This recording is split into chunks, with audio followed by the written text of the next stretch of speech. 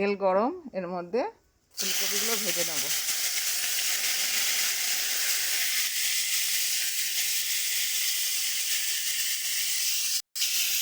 ফুলকপিগুলো ভাজা হয়ে গেছে, নুন হলুদ দিয়ে একটু ভেজে নিয়েছি, এবার লাগিয়ে নেব সব। ওই তেলে একটু কালো জিরে ফোড়ন দেবো, এই যে অল্প একটু কালো জিরে, আলুগুলো ভেজে নেব।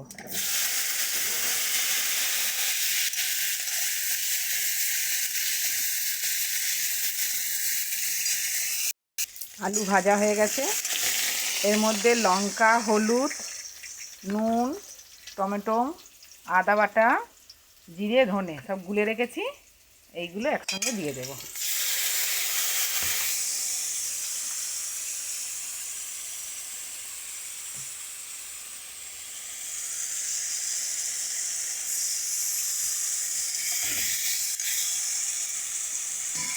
কটা কাঁচা লঙ্কা দেব, দিয়ে এই মশলাটা এবার কষিয়ে নেব। মশলা কষানো হয়ে গেছে, ওর মধ্যে এবার ফুলকপিগুলো দিয়ে দেব।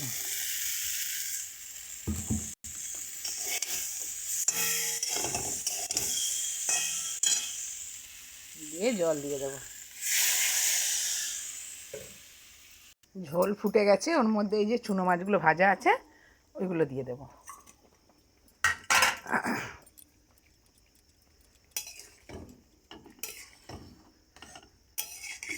দিয়ে আর একটু ফুটবে, তারপর লাগাবো।